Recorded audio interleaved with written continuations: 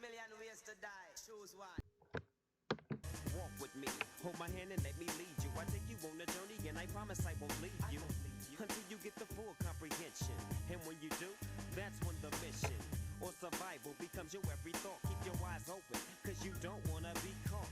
Half stepping with your weapon on safety. Now break yourself, motherfucker, for you make me take this to 11 to another level. I come up with your wins, you go down with the devil. Now roam through the depths of hell, where the rest of your bust-ass homeboys dwell.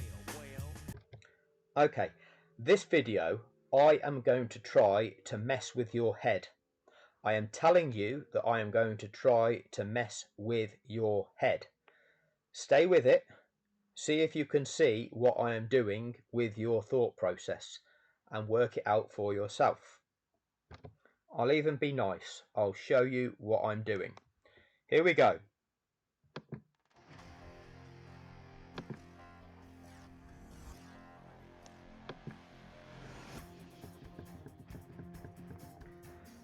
Okay.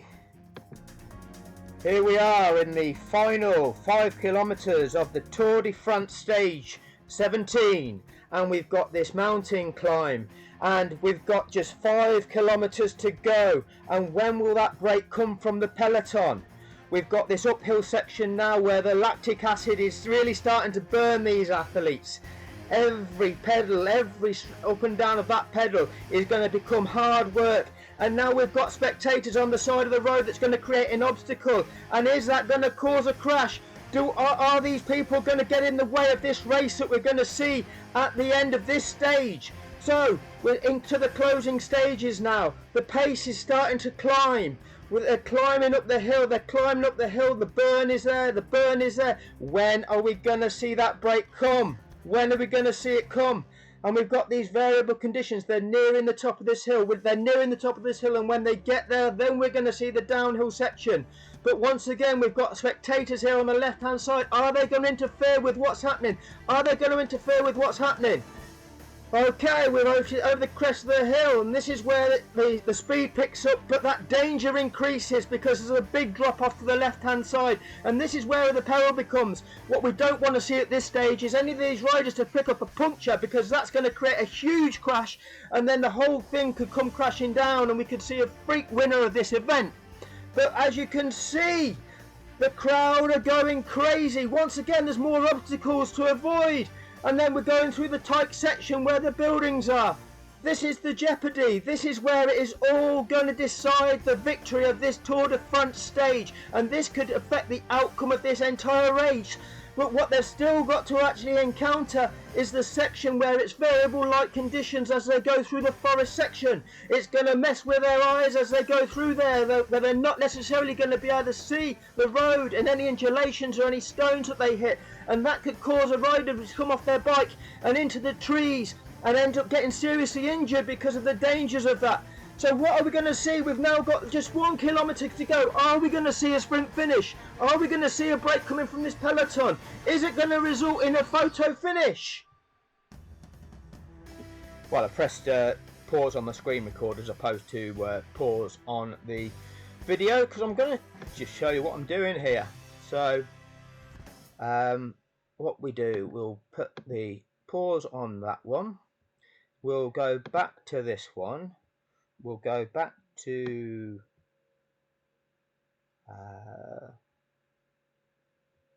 23 seconds, about there. We'll go here. Don't want to do that.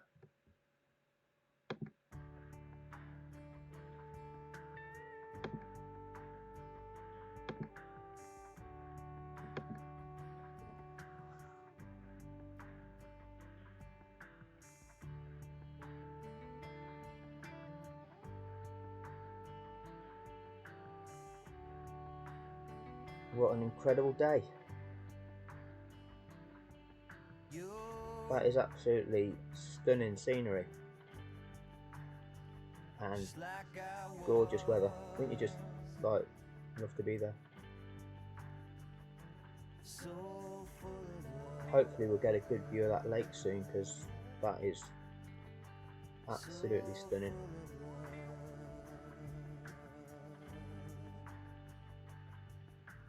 Reminds me of some of the towns in Austria that I've been to.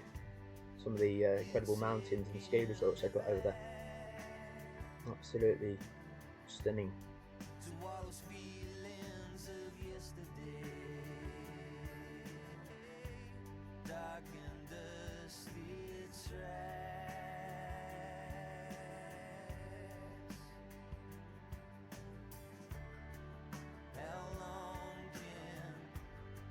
Look at that.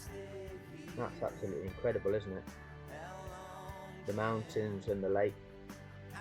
Perfect for the winter where you can do your winter sports, and then in the summer you've got the use of that lake as well. It's absolutely stunning.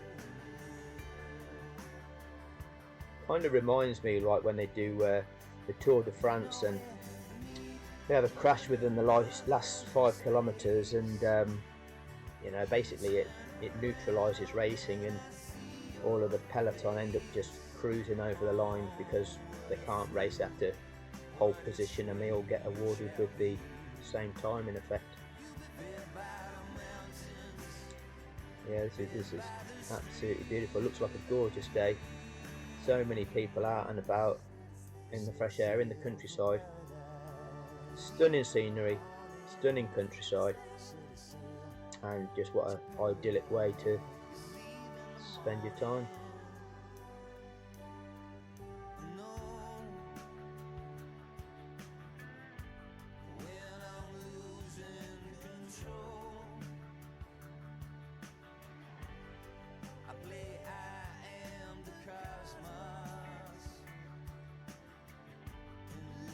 Quite exhilarating as well, getting a bit of speed up. It's quite cool.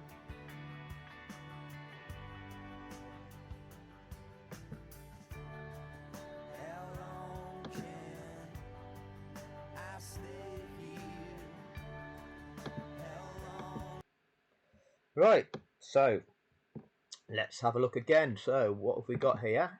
We'll have a look at that one. We'll rewind that, and we'll have a look at this.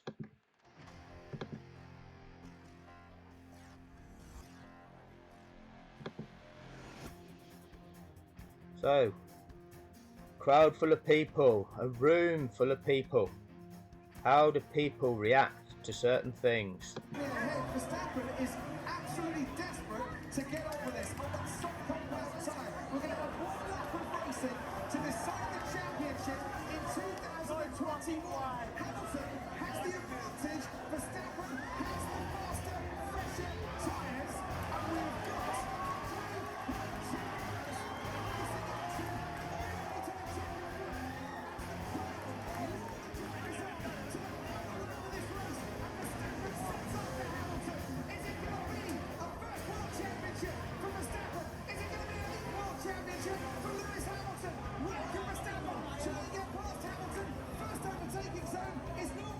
down in the turn 5 is normally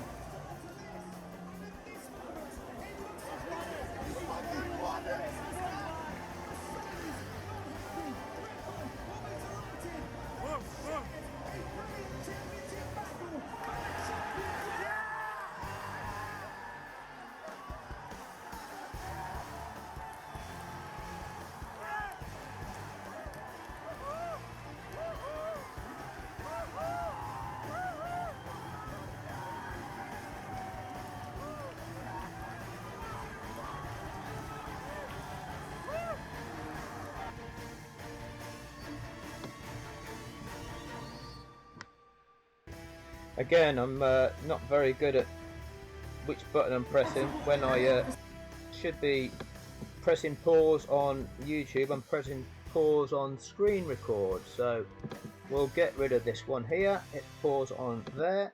We'll go on to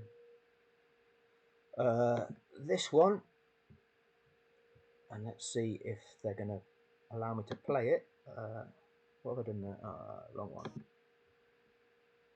Are they going to put me an advert on? If they put me an advert on, oh, we're good. We're good. Doing the wrong thing here. Don't worry, you guys won't notice. You're already looking forward to this instead.